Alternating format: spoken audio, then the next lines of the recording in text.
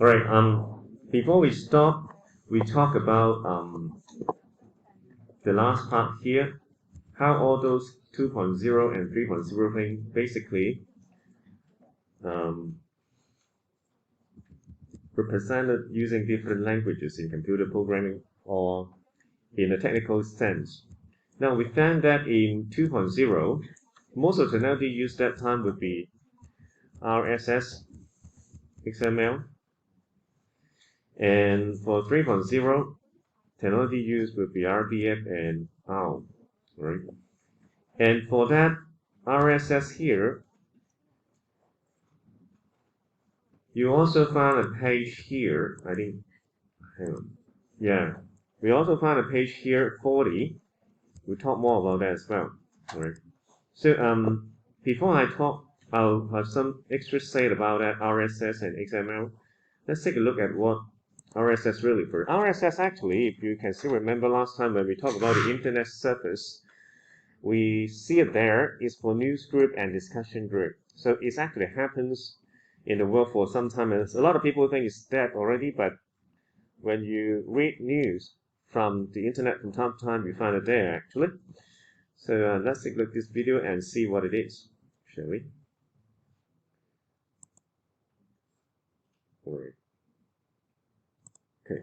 Every time you visit your favorite website searching for new content and find none, you waste time. RSS feeds are a way to eliminate this process by bringing all of the latest content directly to you in one place. Let's say you check multiple blogs every day. Normally, you just go to each of them one by one looking for new content. But with RSS feeds, they're all in the same place. You can even make that place your homepage, a desktop icon, or an app on your phone. So what is RSS? RSS stands for Really Simple Syndication. It's ugly code that looks a lot like HTML. It's not user-friendly because it's not designed for people. I showed you some ugly code before. I want to show you the ugly code actually. Code that looks a lot like. Now, those code is what we call the XML. This is the XML that we're talking about in RSS right now.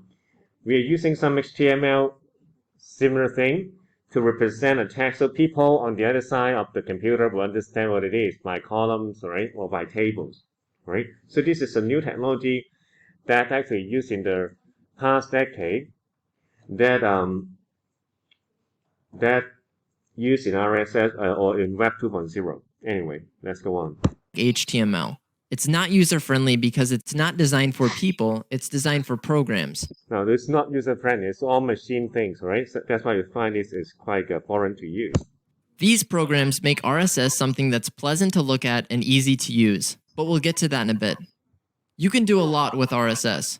For example, you can easily subscribe to all of your favorite news sites and so the subscription that we have in mind is actually one of the RSS functions. Organize them under a single folder called News. With services like Buffer and Hootsuite, you can automatically post content from your website to your social media accounts using RSS feeds. So in this particular phase here, you are the person customizing things, right? And RSS is just the tools help you to get different things that you want together, nothing more. RSS that time will not study your behavior. It just helps you to get what you want in a customized way. That customization is you imposed to the application, but not the application studying you and come up with the same idea. Hope you can make that very clear in the mind. All right. And with services like MailChimp, you can email your latest content directly to your subscribers. Okay, reasons you may be interested in using RSS. You are not comfortable subscribing to email newsletters. You use the internet at the pace of a turtle and/or type slower than a 4-year-old. Your internet is terribly slow. Now, see, the reason why we're using RSS or XML is we don't want to let the computer know more about us so that they can customize, right? So this is a very key factor that nowadays some of the people still using it, rather than letting the computer conclude or consolidate you. And you frequently read blogs or listen to podcasts. All right, so how to get started with RSS? To get started with RSS, you need something called an RSS reader. As of today, Now, the RSS reader is something that very few people using it, but I'm still thinking that it has value if you don't want to keep track by the application all the time. These are the most popular free readers. There are lots to choose from, so here's the 3 most popular readers. You can find them in the video description below. As this video ages, these readers may become outdated, so just search Best RSS Readers. Deciding which reader to choose ultimately comes down to preference. Just about everyone seems to use a different RSS reader. Next, you're going to want to subscribe to your favorite websites. Now that you have an RSS feed reader, you'll need to be on the lookout for the RSS icon. It looks like this. This is the icon. Sometimes when you read news, you find them actually. Take note of that, right? They are actually there. There's also older icons that look like this. But RSS buttons can look like just about anything. When you find the button, click it, and it will give you the information you need to get started. Sometimes you'll get an ugly page with code on it. If you get this page, copy the URL, go to the reader, look for something that says add subscription or add content, click it, and paste the URL. An RSS feed address could look just like a normal web address. For example, a feed could be something like this or this. Now that you've added your favorite websites, whenever these websites release new content, they will go directly to your RSS reader. That's it. It's that simple. Side note, some people say RSS is dead. And kind of. Many websites neglect RSS and instead use email newsletters, Facebook, or Twitter to notify fans of new content. However, for the world of podcasting, blogging, and news, RSS is very much alive and quite useful. Most blogs or news websites still use RSS, and nearly every podcast, including Growth Origin, uses an RSS feed. It's how feeds like iTunes and Google Play collect the newest episodes from thousands of podcasters. So that's everything you need to know to get started with RSS. Happy RSS. RSSing? RSS feeding. Yeah, happy RSS feeding. Okay, that's the first video showing you, and let's come back to the notes here on RSS here. Alright. Hang on. Let's press the wrong button here. Okay. It's not going away. Let's leave it there. And let's jump to 40. Now, RSS. They just mentioned RSS, right? So RSS is a subscription or service sign up for new content, right? Just as the video said, right? So take note on that. And you need a feed reader. So that's why it's so clumsy that some people would try to ignore it, but it can help keep your own privacy. Remember, right? If you don't want the computer to study your behavior, right? Probably you need it. And the technology behind RSS right now is they mingle with something called XML. XML, the full term for that, is just extensible markup language, right? You're gonna see the use of it the second time in chapter 8 very soon, which is for two companies to exchange invoice data. And you also met that term earlier in iOS. Can you remember? That would be electronic data interchange. For electronic data interchange, you want the supplier company knows the quantity of supply you are demanding, right? So you can use XML to specify it. That's another use, right? I'll actually remind you on that when we come to chapter 8 again. Remind you here is another use that we use the XML in the RSS feeds here to customize something that we want into our own pocket. So when anything that we're interested in, have anything news coming up, update, we knew it right away. So what is XML? XML this is the only area in our syllabus tell you what is XML. XML is a flexible method of creating common format for information. So it's actually text. But this time the text is something that you create, but not the computer create, right? But once you create something, people knew right away what it is. That's so good because it's free context, right? The details of how to write them, you have to study a course on that in computer XML programming. However, the principle there is you have a much higher flexibility defining your own way of information which people understand. And this would improve, we call it the interoperability. So when you define this as a column, the other people get your information, know This is a column right away. That's what we meant by improved interoperability. Right? People understand what you're talking, no matter how crazy you are creating a particular screen, right? A tag, I mean, right? And that would help data sharing a lot among different people or among different systems, right? And that was meant by here for the really simple syndication feeds. All right, but we're not done yet. We still have one here, and this is the Web 3.0. Web 3.0 is actually affecting us, no matter you want it or not. It's happening now worldwide. Every minute, every second is actually learning something from us, all right? How do they do that? They use the concept of OWL. OWL is Web Ontology Language. The full term is actually double OL, but people designing it, want you to remember it better, and that's why they call it OWL, O-W-L. So let's take a look at OWL, where it is ontology. Ontology is a very big word in philosophy. It means the nature of something. The nature of something, right? So how would that help in 3.0 stuff? An ontology can be defined as a model which represents knowledge as a set of concepts within a domain. An ontology also captures the relationships between these concepts. An ontology is a form of knowledge management. It captures the knowledge within an organization.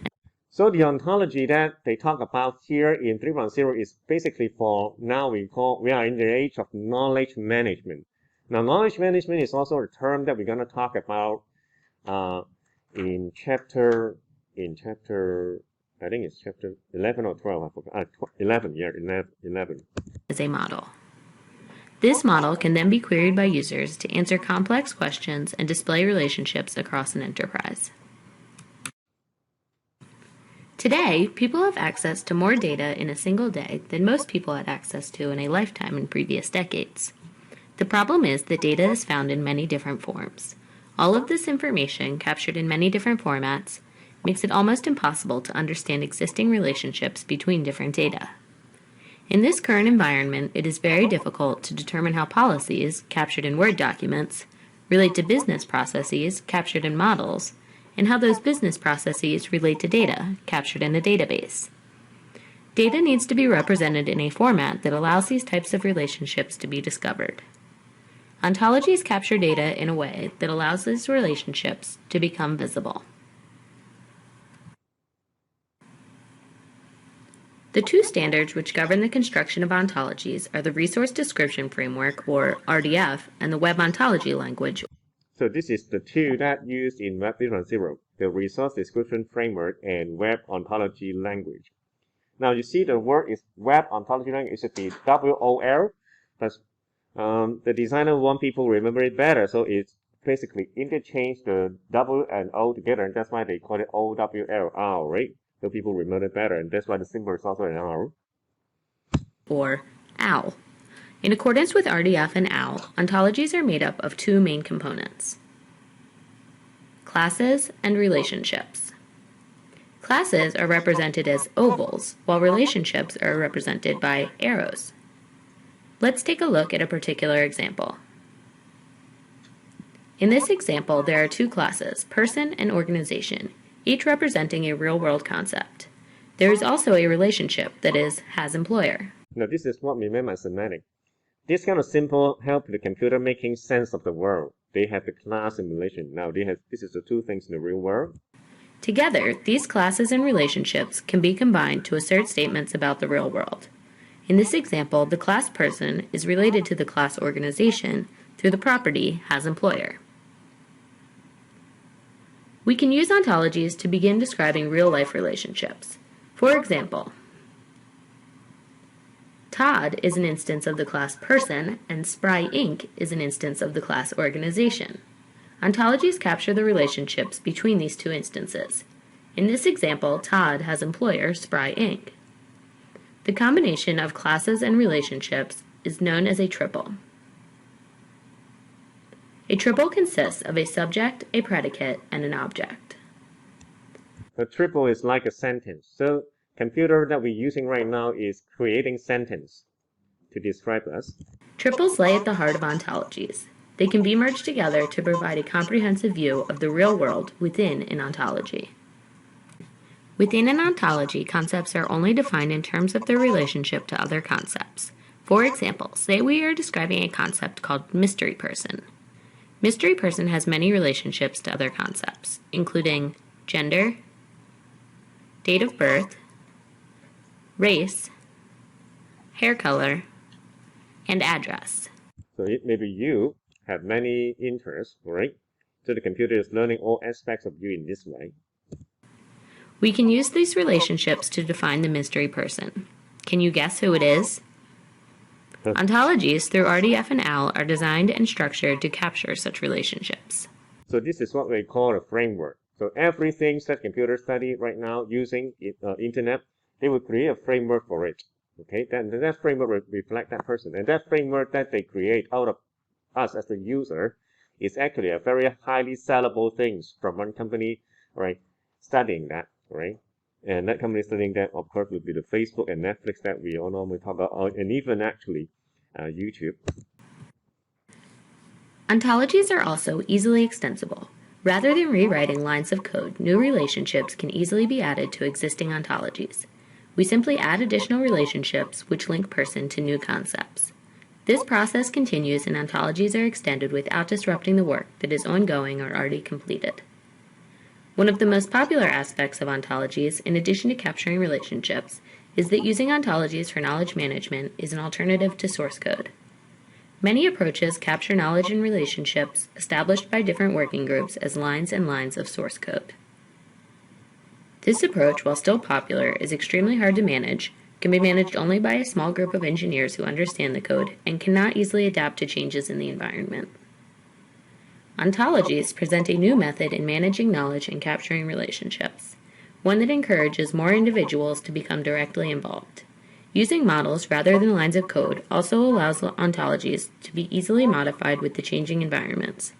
This makes ontologies a sensible choice for any large, ever-changing organization.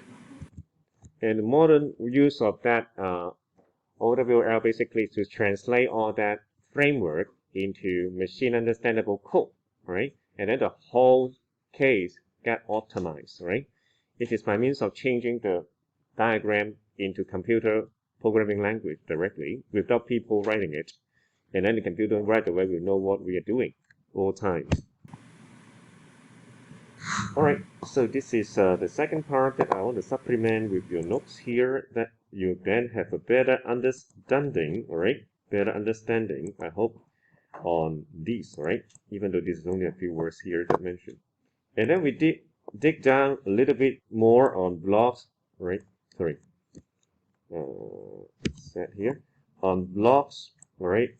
Wikis, and also we'll also take a look at podcasts, alright? The page after here is blog. Blog actually is something that we see in Web 2.0.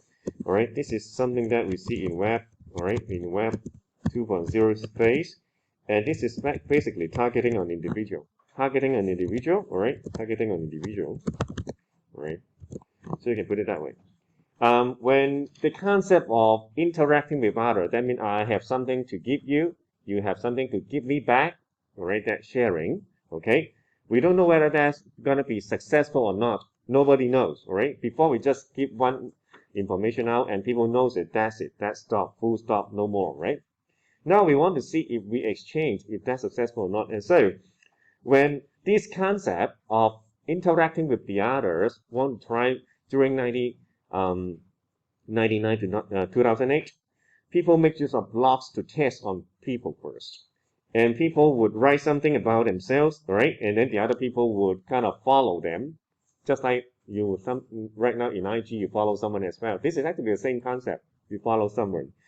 You're following people, so you know the update of that, right? The update of that will be known, right away. Okay, this is the concept of blog, right? So you are actually writing the record of your own, just like you're writing a diary, right?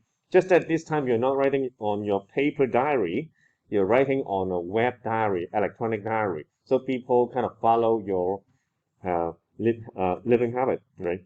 This one, of course, was very successful. One of the very successful bloggers during my time, right, from 1999 to 2008, they can earn maybe a 20,000 per month, right, or 30,000 per month. That's very normal. Right now, this is probably something not possible, but in old days, that's really true. If you have a lot of followers, and then once that concept is proving quite successful during the beginning of 2000, that 2.0 things migrate to company, all right? It's now go to company basis. They want company to try this sharing concept out in Web 2.0 concept. So wiki, the word wiki is not the Wikipedia at first that we see right now in the world. The word wiki during the 2000 to 2008 period is basically for company, for them to share their work knowledge among colleagues. Today I handle a really nasty customer and I write down what my experience is. So the other people in the same company read that experience and knew right away, if I come across that kind of nasty stuff, I know how to handle him or her, all right? So this is wiki, right? So the wiki there, the user can add, all right, delete and modify the content, and the other user can watch it, read it, and then they knew something right away. The first successful company using, actually in Hong Kong, not many companies practicing transfer of knowledge management, right? But one of the companies very close to us here is the Lancome Hotel, all right? They have a very good wiki here, long time ago, since 2000, right? Since 2000, they're using it, and they use it to kind of share experience of how to manage a customer well, all right? That's the use of wiki. And this proved to be very successful, that later turned out to be a common knowledge sharing among all people in the world, and that's why we have Wikipedia in the world. Well, as you know, anybody allows to write something, therefore you can manipulate it, especially if you have a lot of the same people have the same political reason to kind of change the Wikipedia, as you kind of heard from the news. That's going to be disastrous. So the drawback for that is you should always know that the accuracy is something that we have to really verify before we believe in it. Now, if this is in a company context, this is not a question, right? Because in a company, if I write something about my own experience out on the wiki, another colleague of mine read it, okay? If I'm telling lie, then I'll be having a big problem of my own credential. People will say, oh, you're not trustworthy because you're telling lie. Just tell some fake news to your own colleagues, and then you lose your reputation among your fellow workmates, right? So you will not be telling lie there. But in a Wikipedia, it's going to be another story. When anyone can write anything on the Wikipedia to share, because they want people to kind of like them and browse them more and use them more, and they would, or they have other political concern, they would write something, right, that would not be the truth, and that would make the content really distorted. All right, that's something we have to be very careful then. All right. Now, in company, the wiki is always the company own knowledge assets, so they would have a very tight security over it because it's representing the company learning, just like the memory of a company. All right. Company right now in the world is evolving from automated company that we see earlier in 1990s, that actually the kind of company that set up under the influence of Michael Porter's model, is now evolving into a living group organism with their own memory, all right? And that's why Wikipedia, or the concept of wiki is actually like a representation of it, just like the brain cell, all right, of a company. And therefore, the access control that is actually in a company is very tight. Not everyone outside the company can read it, right? That's the old way of working in Wiki. Now, of course, if you know this is the individual, this is the company 2.0 experiment. Now, you see the technology company is actually experimenting on people. I don't say this is really ethical. This is something actually not very ethical, but they are really doing something like that by means of the World Bank. Anyway, now the experience on society, and that's why this is also a 2.0 experiment. And this time, they are experiment this on community or society, right? And that's social network website, right? The social network website actually is to let a company making use of the sharing function to let people exchange information of their own friend relationship there.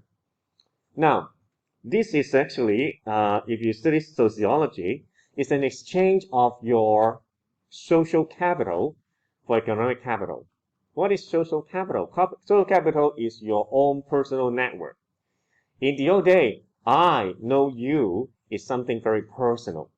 If I do not say a word, you do not say a word, people around us will not know that we know one another, right? But when we put these kind of things on social network website, you probably see, oh, this person, actually, that person, they are on the friend list. You see the friend list is something like that of reviewed there, okay? That kind of stuff is actually now have economic values. Because when I know that kind of people in your friend list, I can, through you, sell something similar that you like, maybe your friends like, right? That we call viral marketing also, viral, all right? Marketing is actually born out of it, okay?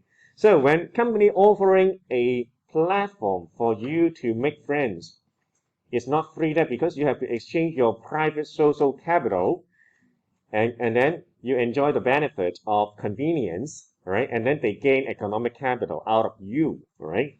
By helping market company to market through you to your friends, all right?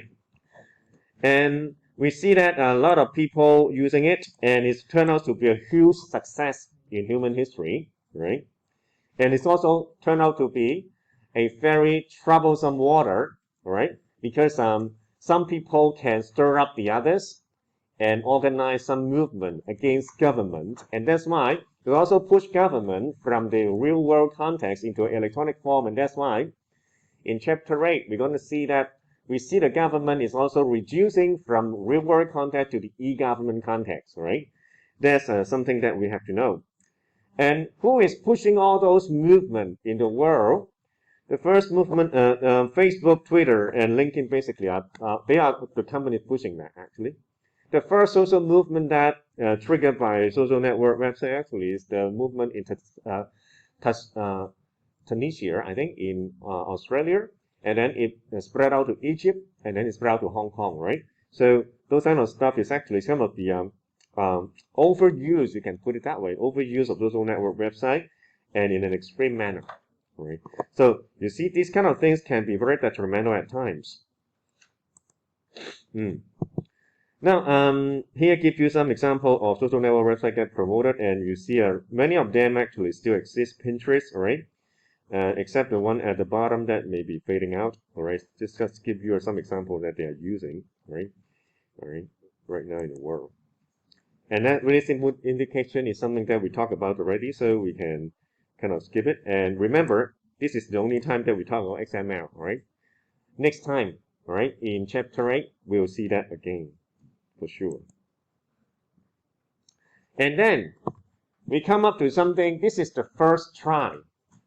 The first trial, to say, the first trial in human history of the concept of 3.0, Web 3.0, right? This one, podcasting. Podcasting, right? Is the first. Sorry. Trial.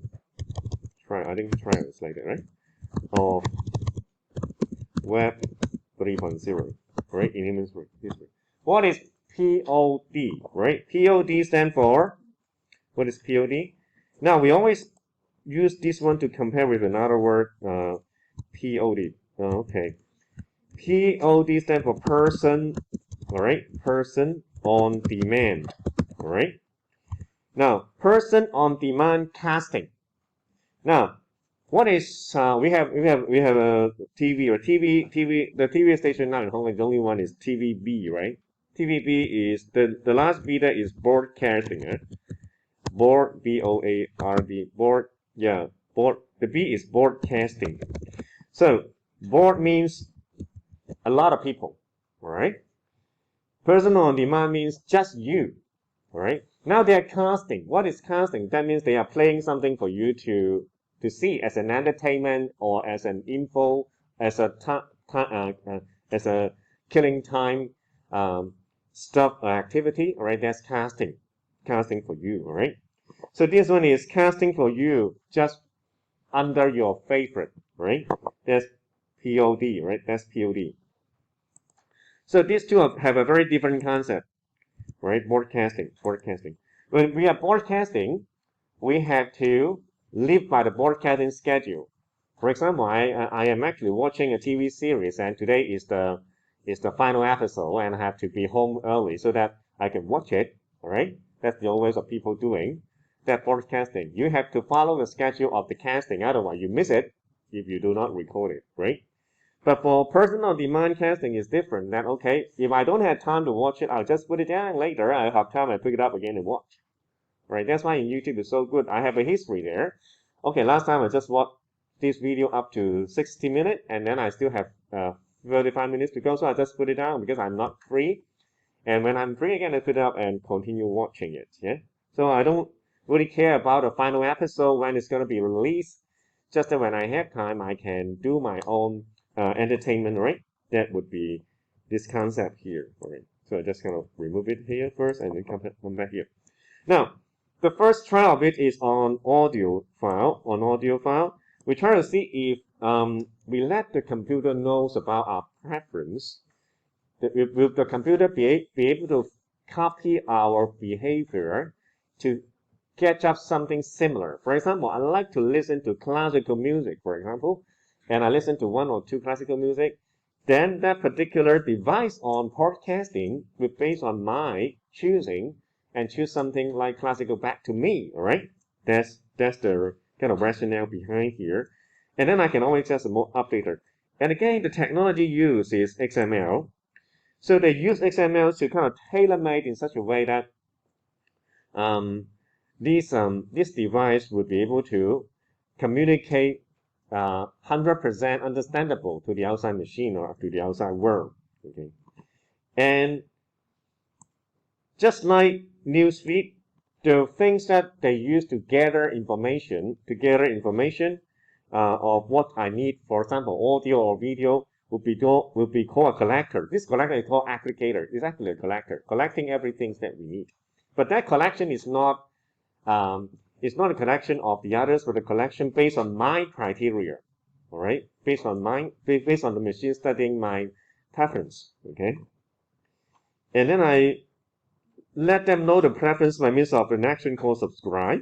All right, and every time when I do the process of sync means you are in phase with the latest development. That means update.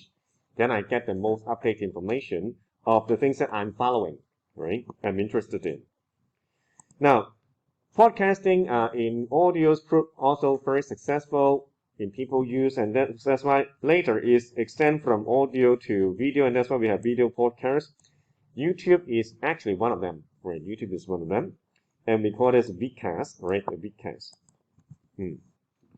So this is actually just kind of a further say on the things that we mentioned earlier on this slide here. Right. Okay. Now the last part of this chapter would be Internet of Things. What is Internet of Things? In Chinese, it's 物聯網, whereas a lot of people mention about it. It's a very important buzzword in business. All right. Before I talk about the inside here, it's better that I show you this video. All right. Today we have a lot of video to watch actually, but this one is also very important. So let's watch it here. Let's take a look at the brief concept on it first before we go on with the explanation inside. Is IoT. What is IoT? All right. I got only about 6 minutes, so it's very fast. Let's watch it. Imagine you're at work and realize that you might not have turned off the air conditioner while leaving your house. Listen. Instead of traveling all the way back home, what if you could use your smartphone to know the status of your AC and perhaps even turn it off? Wouldn't that be amazing? Well, yes. And this can be achieved with the help of the Internet of Things.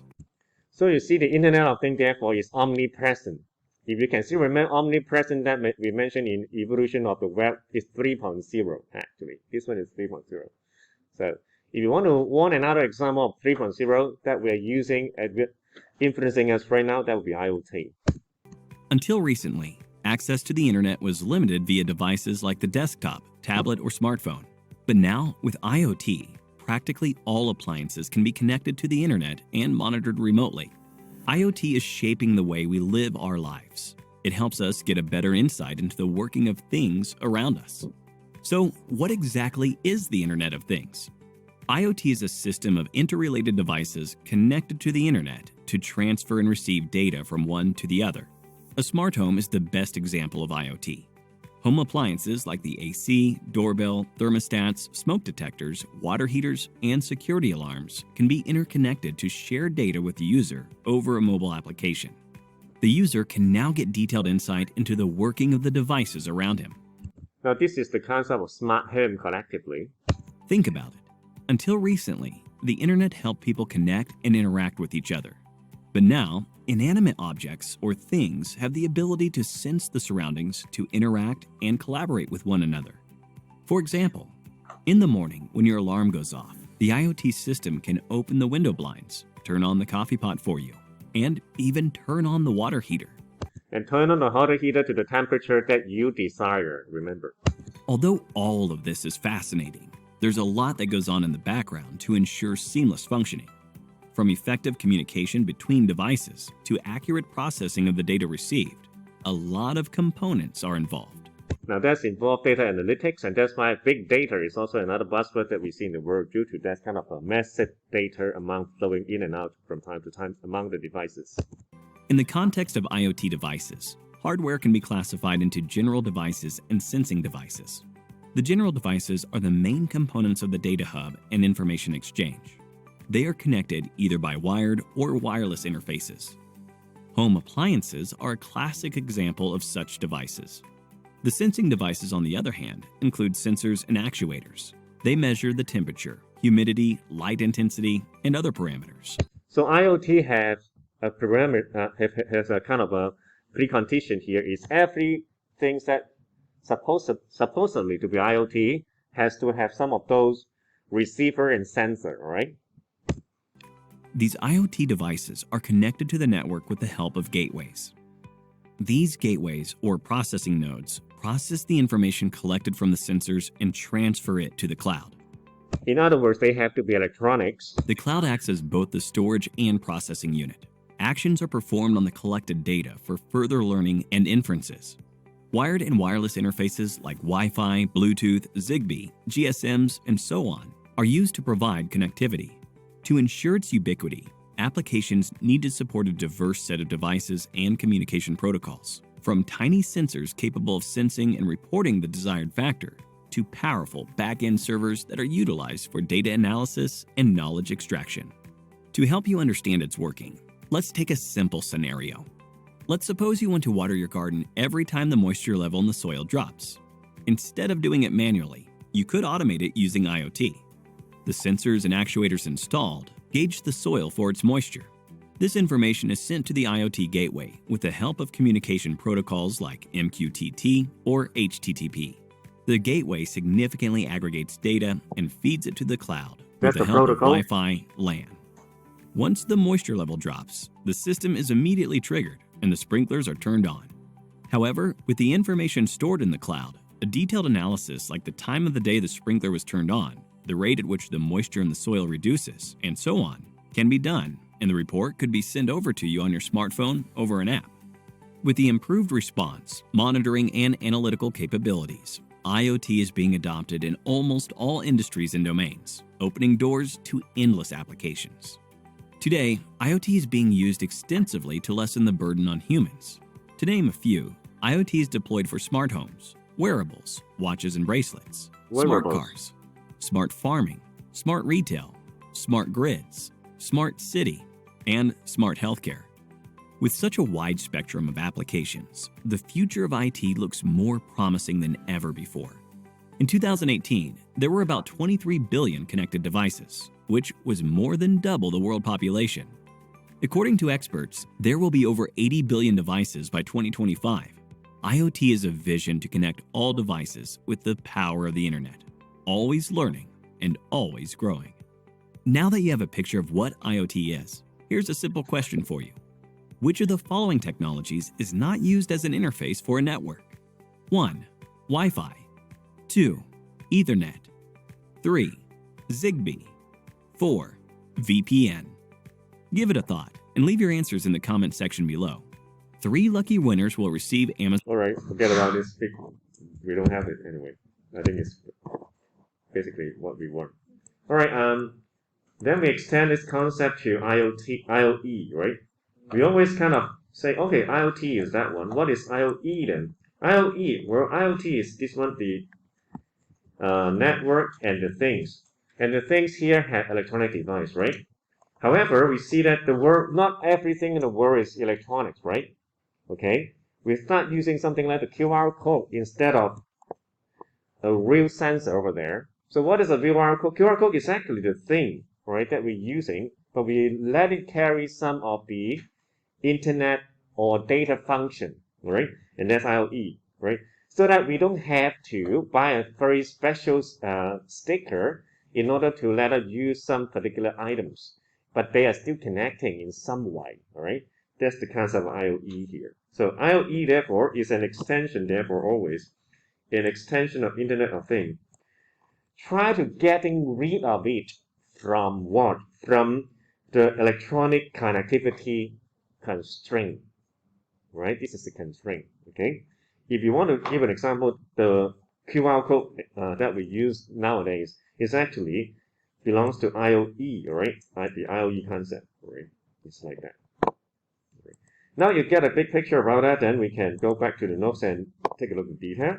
When we take a look at IoE here, this is a physical object that connects things together, all right? So that would have electronic parts in it all time, and it can facilitate all the automation in roads and bridges, right? In city automation, and that's why I skipped example earlier. Smart home there is a very classic case of IoT that you can monitor everything here in details and is studying it and have analytics, right? It's changing according to the environment, so it's very adaptive. It's definitely therefore it's a Web 3.0 stuff, right? And when we turn that into a web-based, all right, that means we adopt some of the daily stuff with some data performance in it with some special coding. We basically also let them connect it, and that's why we have the idea of IoE. Normally we use QR code, but we can also make use of RFID, barcodes, or even wireless system to do it, right? So by means of those kind of relatively less electronic communication, get to the ordinary things that we have in the world, we connect them as well, right? That's the meaning of IoE, right? And we see the IoE used actually quite extensively. This is one case here used in IoT where the people in Africa make use of it to find water, all right? And you can take a look at that when you have time, or you can take a look at Hong Kong that we have used a lot of IoE here, right? And I think in China also a lot of people use it to control their home in smart home, right? Concept. So instead of using this as an example, you can think about yours as well. So this is only one example that is optional for you to memorize. That's basically what we have for today, and I'll stop here. And okay, thanks for coming, and remember to take attendance before you leave. All right, so let's stop here.